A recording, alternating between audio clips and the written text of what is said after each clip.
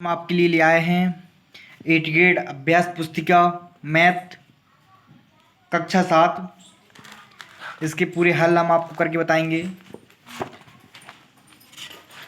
8th grade अभ्यास पुस्तिका गणित कक्षा 7।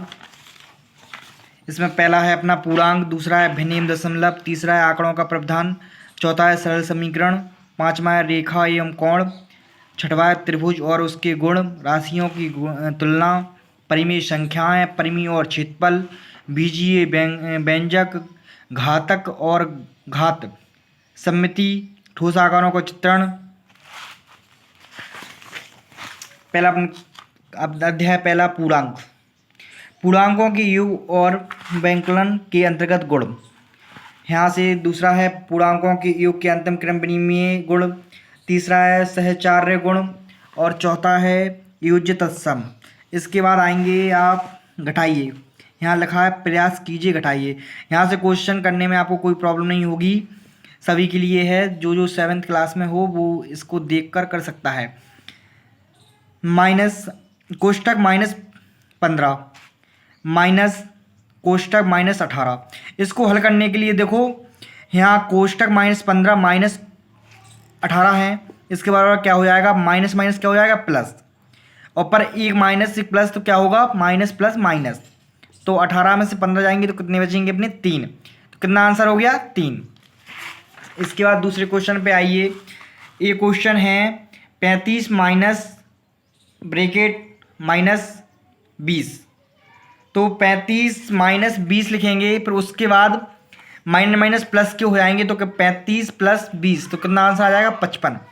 इसके बाद माइनस के 25 माइनस के 13, तो माइनस और माइनस क्या होगा प्लस। 25 और 13 को अपन जोड़ देंगे तो कितने हो जाएंगे 38 यानी 38। ये आंसर हो गया इसका। इसके बाद यहाँ पे आइए, अब हम अपनी गणित की पाठ्य पुस्तक के अध्याय 1 पूर्णांक पर कार्य करेंगे, साथ ही कुछ और प्रश्नों के अभ्यास करेंगे। सबसे छोटा पूर्णांक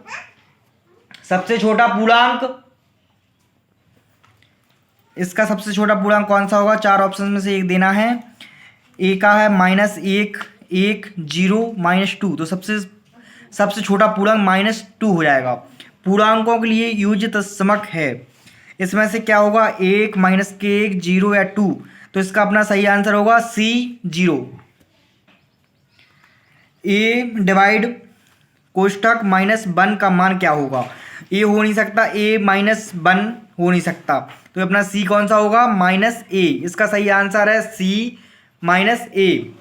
पूर्णांकों के लिए गुणात्मक तत्सम है 1 -1 या 0 या 3, तो इसका सही आंसर है A -1।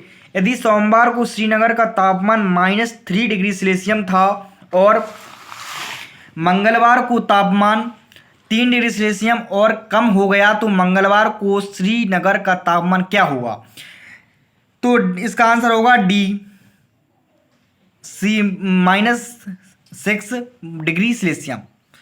एक ऐसा पूर्णांक योग लिखिए जिनका योग -3 है।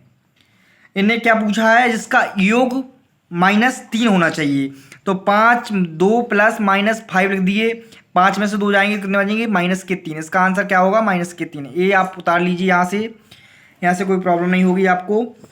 एक ऋणात्मक पूर्णांक और एक धनात्मक पूर्णांक लिखिए जिनका अंतर -8 हो। एक ऋणात्मक लिखना है और एक धनात्मक लिखना है, तो हमने क्या लिख लिया -2 -6 -6 दोनों माइनस माइनस प्लस हो गए, तो कितने हो गए 6 और 2 8, माइनस के आएंगे पर -8। यदि किसी भी पूर्णांक को -1 से गुणा किया जाए तो क्या प्राप्त होगा। किसी भी पूर्णांक को 2 हो या 4 हो, इसको -1 से अपन गुणित करेंगे तो वो वही संख्या आएगी -2 -4। ओके, मान ज्ञात कीजिए। इसका अपन को इंटू करना है, तो 42 का इंटू 12 में कर देंगे, 42 का गुणा 12 में करेंगे तो 504 आएगा। इसका सही आंसर यही है, आप लिख सकते हो।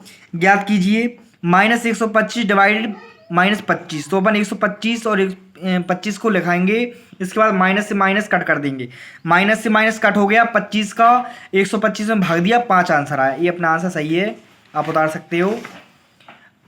आगे की वीडियो डालूंगा मैं, इसके बाद पहले आप इतना लिख लीजिए, उसके बाद एक नई वीडियो आपके लिए आगे आएगी। अभी 10 क्वेश्चन के लिए बनाई थी, इसके बाद आगे आएगी।